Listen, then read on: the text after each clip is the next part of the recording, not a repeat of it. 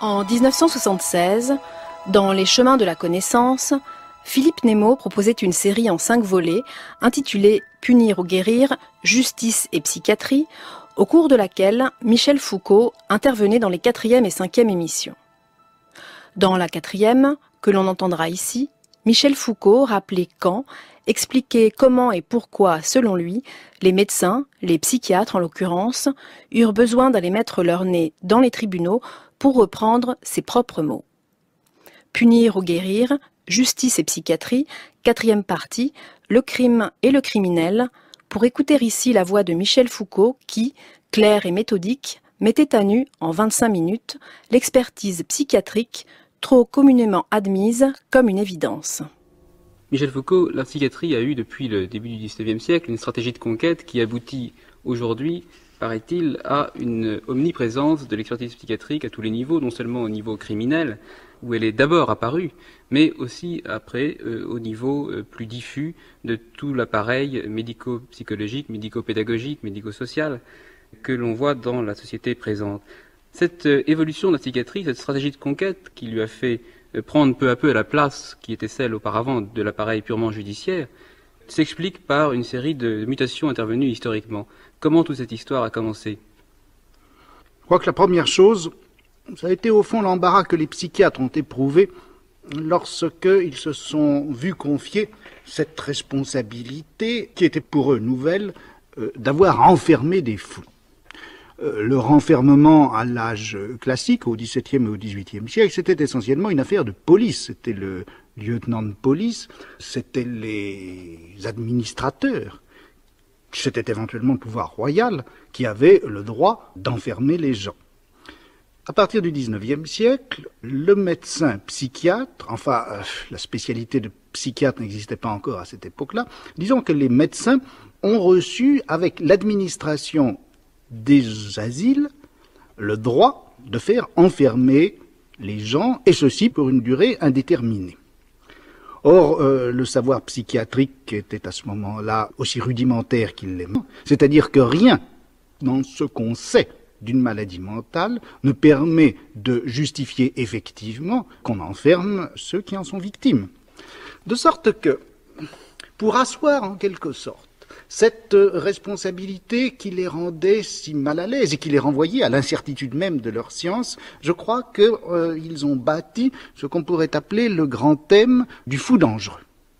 Le fou dangereux, c'est-à-dire cette idée que, au fond de la folie, il y a toujours une sorte de noyau de danger, volonté de crime, soif de sang, grand appétit de mort, qui viendrait ou bien s'abattre sur une victime, ou bien dévorer celui-là même qui en est porteur.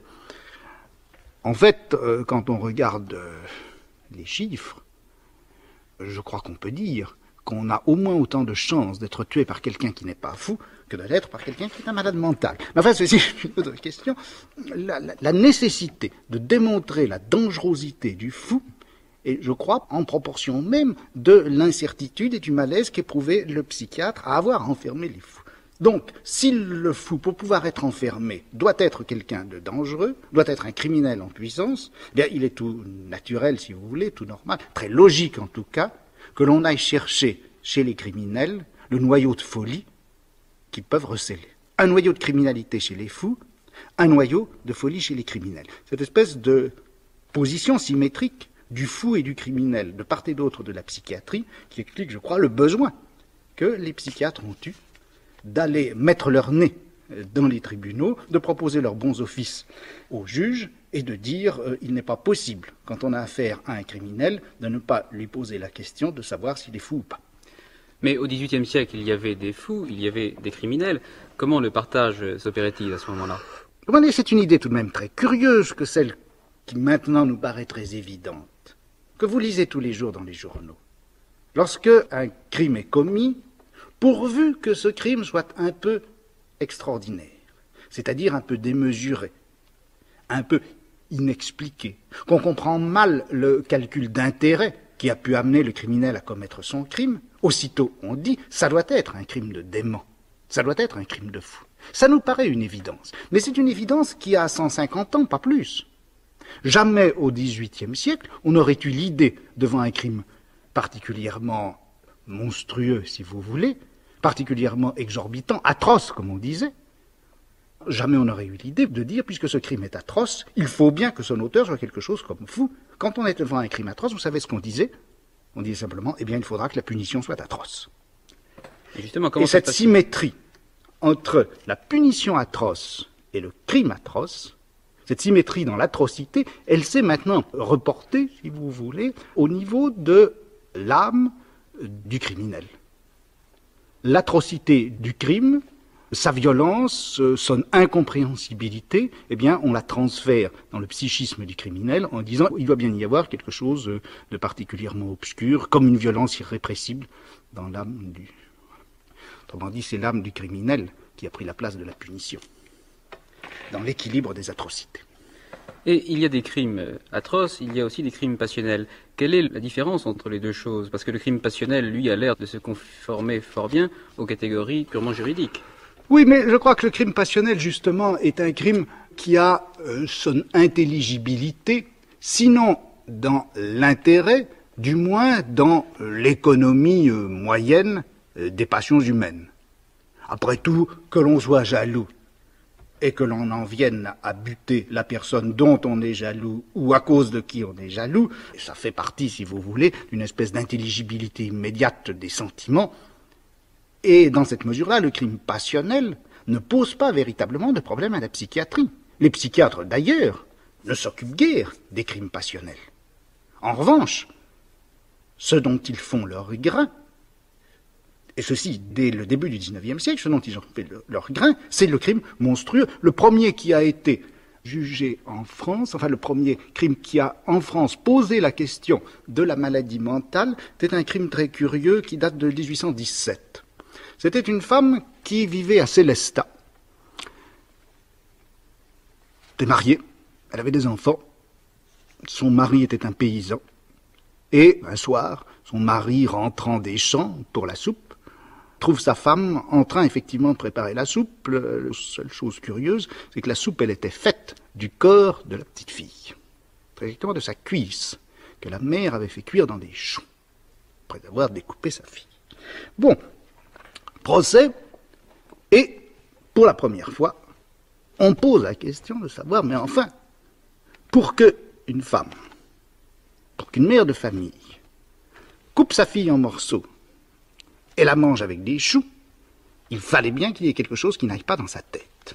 Et le procès était très intéressant, parce que finalement, la femme a, malgré cette objection qui avait été faite par des psychiatres, la femme a tout de même été condamnée à mort. Condamnée à mort et exécutée. Vous savez pourquoi? Parce qu'on a fait valoir la chose suivante. C'est qu'on était à ce moment-là en période de famine. Si on était en période de famine, cette femme, lorsque elle a coupé sa fille et l'a fait cuire avec des choux, l'a peut-être fait tout simplement parce qu'elle avait faim. C'est-à-dire, si vous voulez, par un intérêt économique. Et on retrouvait là une rationalité, une intelligibilité de l'acte qui ne permettait pas de dire que c'était un acte de folie. Il est évident que si la femme avait été un peu riche, ou encore si on n'avait pas été en période de famine, il y a tout à parier que la femme aurait été acquittée, je veux dire enfermée à vie, dans un asile. Mais je crois que ce premier exemple est assez typique, si vous voulez, de ce qui se passe à ce moment-là, devant un crime qui est un crime monstrueux et qui est inintelligible, du moins au premier regard. On pose la question de sa rationalité. Et si le crime résiste aux analyses de rationalité, s'il reste inintelligible, alors du coup, on peut l'assigner à la folie.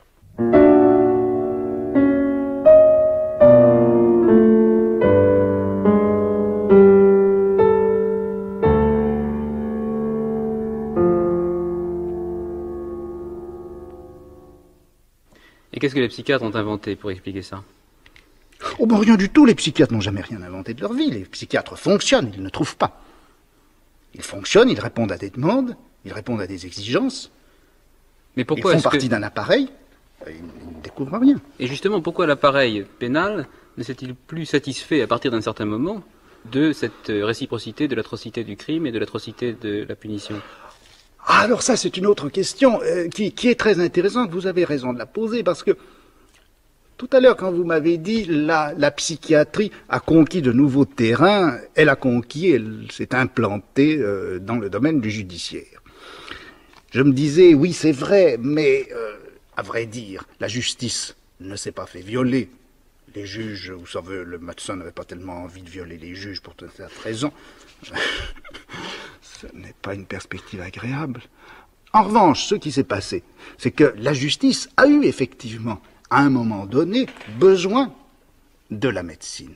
Elle a eu besoin de la médecine, pourquoi? Bien justement, parce que, si vous voulez, à la fin du XVIIIe siècle, dans la grande réforme pénale qui a eu lieu à ce moment-là, on a voulu substituer à une punition qui aurait eu la même gravité, la même solennité, la même atrocité, la même publicité que le crime lui-même, on a voulu substituer une punition qui agisse, non pas, si vous voulez, sur le crime, mais sur le criminel. C'est-à-dire une punition qui puisse avoir un effet pédagogique, soit sur celui qui avait commis le crime, dans le cas où on lui laissait la vie, soit en tout cas sur l'âme de tous les criminels en puissance qui pouvaient constater, assister à la punition.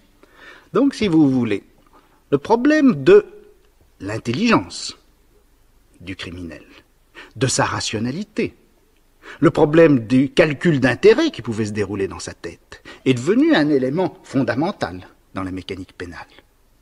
On ne punit pas le crime, on punit le criminel. Il y a là une différence qui est fondamentale. Dans Surveiller et punir, Michel Foucault décrit le passage d'une pénalité du supplice qui vise à annuler dans un rituel spectaculaire le crime à une pénalité de proportion entre le crime ou le délit et la peine qui va le corriger et le rendre impossible dans le futur et qui pour cela prend moins en compte le crime lui-même que la personnalité du criminel. Un exemple frappant est celui de la récidive. Commettre 10 vols d'égale gravité, cela devrait donner lieu à 10 peines égales. Or, il y a au contraire une progressivité de la peine. La récidive, dit Michel Foucault, tend à devenir une qualification du délinquant lui-même, susceptible de modifier la peine prononcée. D'après la législation de 1791, les récidivistes étaient passibles, dans presque tous les cas, d'un doublement de la peine. Selon la loi de Floréal-Andis, ils devaient être marqués de la lettre R, et le code pénal de 1810 leur infligeait soit le maximum de la peine, soit la peine immédiatement supérieure. Or, à travers la récidive, ce qu'on vise, ce n'est pas l'auteur d'un acte défini par la loi, c'est le sujet délinquant, c'est une certaine volonté qui manifeste son caractère intrinsèquement criminel. Ainsi se met en place, au XIXe siècle, tout un système de pénalité gradué en fonction de l'effet de guérison ou de correction qu'on attend de la peine. D'où le problème. Est-ce que la personne que l'on a à punir est effectivement en possession de sa raison? Est-ce que, effectivement, la punition va pouvoir mordre sur cette rationalité du psychisme qu'on suppose pour pouvoir punir? Et s'il est avéré que le criminel n'a pas toute sa raison, il n'y a plus de raison de le punir. La raison du criminel, c'est la raison de le punir. Alors que si vous voulez, au XVIIIe siècle, puisque la punition répondait au crime lui-même, que le crime ait été commis par un enfant ou par un homme adulte, par un vieillard qui était en état de démence ou par quelqu'un ayant sa raison, par un fou délirant, pratiquement il n'y avait pas de différence. L'essentiel, c'était d'éteindre le crime, d'éteindre cette atrocité théâtrale et spectaculaire du crime. Si bien qu'au XVIIIe siècle, il n'y avait qu'un certain nombre de cas de folie très évidente qui pouvaient servir d'excuse et qui faisaient que le type, comme on disait, était suffisamment puni par sa propre folie. Mais la question que nous nous posons immédiatement maintenant devant tout criminel, mais enfin, pour commettre ce crime, n'a-t-il pas fallu qu'il soit fou? Cette question ne pouvait pas se poser à l'esprit d'un homme du XVIIIe siècle. Le châtiment au XVIIIe siècle, au fond, était fait pour annuler. C'était un rituel politique. Le criminel était criminel parce que, et dans la mesure où il avait atteint à la majesté du souverain et à sa volonté. Le criminel était essentiellement une sorte de régicide, à un certain niveau. Et par conséquent, à la violence qu'il avait faite au souverain, devait répondre la violence du souverain lui-même, D'où les grands rituels, d'où les échafauds, d'où ce théâtre de la punition qui a été si important. Et c'est la disparition du souverain C'est la disparition politique, si vous voulez, quand on a coupé la tête à Louis XVI, du coup est apparue l'âme du criminel. Je veux dire, à partir du moment où on a eu un système politique, où le crime n'était pas l'atteinte à la personne du souverain et à sa majesté, à partir du moment où on a un système politique où c'était le corps social lui-même qui avait à punir les crimes qui étaient commis et qui étaient commis contre lui, depuis ce moment-là, alors s'est posé le problème de savoir qui est le criminel, qu'est-ce qu'il a dans la tête, est-ce qu'il est raisonnable de le punir, c'est-à-dire est-ce qu'il a été suffisamment raisonnable en commettant son crime pour qu'il soit raisonnable pour nous de le punir et de le punir en raison. Alors, si vous voulez, le problème de la raison traverse tout le problème de la pénalité. Et dans cette mesure-là, vous aviez raison de poser la question, c'est bien l'appareil, ou disons plutôt le fonctionnement même de l'appareil judiciaire, le fonctionnement même du régime pénal, qui a appelé l'intervention des psychiatres. Mais alors justement, dans cette modification de la pénalité, vous avez fait allusion à la volonté qu'avaient les juges dorénavant de donner un caractère exemplaire à la peine, un caractère pédagogique, pour que chacun puisse juger qu'à tel crime qu'il commettrait correspondrait tel ou tel châtiment. Mais est-ce qu'il n'y avait pas aussi une volonté de le guérir? Oui, disons que c'est venu un peu après. Enfin, l'idée d'une punition pédagogique, c'est-à-dire d'une punition qui puisse agir sur l'esprit ou du criminel ou des autres, bon, c'est l'idée fondamentale de tous les réformateurs de la fin du XVIIIe siècle. Dans cette mesure-là, on touche à l'idée d'une psychiatrie susceptible de guérir le comportement criminel. Mais à dire vrai, c'est une idée qui se développera très lentement. Ce qui a été surtout vivace au XIXe siècle, c'est l'idée que le criminel est beaucoup plus un monstre qu'un malade, c'est-à-dire quelqu'un affecté d'une anomalie psychique donnée de naissance, comme une monstruosité physique.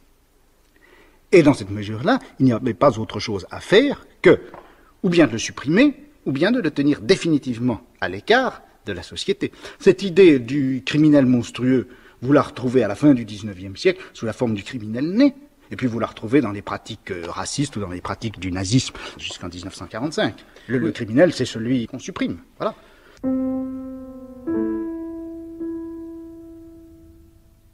Vous dites que les psychiatres n'ont rien inventé, ils ont quand même trouvé ces noms nouveaux, à défaut d'expliquer par des découvertes proprement scientifiques les processus conduisant une pathologie de son œuf jusqu'à son développement total. À défaut donc de trouver des vrais processus scientifiquement, ils ont au moins inventé des noms. Alors quels ont été ces noms? Oui, enfin là, vous savez, vous en avez eu beaucoup, depuis la monomanie, homicide, la perversité constitutionnelle, la dégénérescence, le criminel né, etc. Enfin, il y a tout un folklore qui n'est pas, je crois, très intéressant. Il est intéressant dans la mesure où il désigne justement bien une certaine fonction du psychiatre judiciaire. Vous avez tout à fait raison, je crois, de poser la question de la guérison, et j'ai peut-être pas suffisamment répondu là-dessus. En effet, en tant que médecin, on pouvait s'attendre qu'ils interviennent en disant, eh bien, voilà, l'individu que vous allez punir est un malade, étant un malade, je vais pouvoir le guérir. Or, ce n'est jamais comme cela que le psychiatre intervient. Ce n'est jamais comme ça, en tout cas, qu'il est intervenu au XIXe siècle. Il est intervenu au contraire, en disant simplement, cet individu, eh bien, je le considère comme étant dangereux, comme étant porteur en lui d'une espèce d'anomalie au niveau de ses instincts, au niveau de ses pulsions, au niveau de son agressivité, etc. Dans cette mesure-là, et puisqu'il est dangereux, il ne peut pas être puni, c'est-à-dire que la punition ne peut pas avoir sur lui d'effet pédagogique, il est trop au-dessous de toutes les normes de rationalité pour que l'économie raisonnable d'une punition raisonnable morde sur lui. Par conséquent, donnez-le nous, à nous psychiatres, et nous vous promettons que nous le garderons jusqu'à la fin de ses jours. C'est donc plutôt comme agent de disqualification définitive du criminel dangereux que comme agent thérapeutique d'un malade à soigner que le psychiatre est intervenu sur la scène du tribunal. agent de disqualification. Et je vous dis ça pour le 19e siècle, mais on le retrouve encore maintenant. Vous savez, la pratique psychiatrique, et c'est ça qui est très intéressant, curieux, inquiétant, et qui fait qu'il est nécessaire, je crois, d'en parler maintenant, c'est que le psychiatre actuellement joue encore, dans beaucoup de cas, ce rôle d'agent de disqualification. J'ai là sous les yeux une expertise qui a été faite en 1974. C'est pas loin, c'est d'il y a 2 ans. Et il s'agit d'un tout petit truc, une petite affaire de chantage dans laquelle il y avait plusieurs inculpés. Et voici ce qu'un psychiatre, vous me permettrez de ne pas donner son nom, il se reconnaîtra lui-même s'il écoute, disait à propos de ce garçon, donc, il disait ceci: il s'agit d'un être assez médiocre, ininstruit, ayant bonne mémoire, les amnésies qui le frappent étant volontaires. Moralement, il est menteur, il est voleur. Sa condamnation antérieure à Cannes le démontre. Il est totalement immoral. Sa réticence, ses oublis, ses amnésies volontaires ne sont que des masques destinés à camoufler son cynisme. Son homosexualité est peut-être à l'origine de son refus de vivre au Portugal, où sans doute les lois sont moins clémentes. C'est un maître chanteur. Avide d'argent, c'est lui qui pousse X de façon à obtenir les sommes qui lui permettraient de s'installer en Allemagne. Il donne une impression d'ignominie. Il semble éprouver pour X, son co-inculpé, une affection que l'on ne conçoit guère, mais que l'on constate. Et à propos du co-inculpé, je ne le lis pas tout entier, mais c'est du même ordre, c'est un être assez médiocre, c'est un être cynique et immoral, il se vautre dans le stupre. Il est manifestement fourbe et réticent. Il faut littéralement pratiquer une maïotique. À son égard, je dis maïotique, ou plutôt je lis maïotique, car ce psychiatre ne sait pas très bien le français. C'est un maître chanteur. Quand il s'agit d'argent, cet homosexuel est prêt à tout, mais le trait le plus caractéristique de son caractère semble être une paresse dont aucun qualificatif ne saurait donner une idée de son importance. Là encore, la correction grammaticale n'est pas excellente.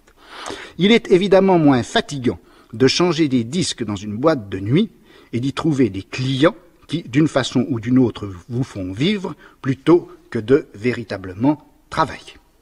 Bon, je pourrais vous en citer des dizaines d'expertises qui sont de ce type. Et vous voyez bien comment elles fonctionnent. Il ne s'agit aucunement, bien sûr, vous le voyez, de dire bien cet individu est peut-être un malade. Il ne s'agit aucunement de dire, moi, en tant que médecin, je pourrais intervenir et substituer à la punition quelque chose d'autre qui serait comme une thérapeutique. Il s'agit au fond de quoi? Tout simplement de permettre aux juges de condamner. Au fond, les juges, depuis un certain nombre d'années, sont entrés dans une espèce de grande crise à la fois de conscience et de pratique. Juger quelqu'un, le condamner, l'envoyer en prison, a fortiori l'envoyer à l'échafaud, c'est des choses qui ont perdu entièrement leur évidence. Mais à partir du moment où on fait venir quelqu'un qui est censé détenir un savoir authentifié par les institutions scientifiques de la société dans laquelle nous vivons, et où ce médecin, ce savant, cet homme de savoir, porte un certain diagnostic, du coup, à l'abri de ce diagnostic, le juge va pouvoir condamner pour des raisons qui ne seront plus ni morales ni judiciaires, ou juridiques plutôt, qui seront tout simplement médicales. Mais pour que le juge puisse condamner, il faut bien sûr que le psychiatre ne dise pas que cet individu est malade.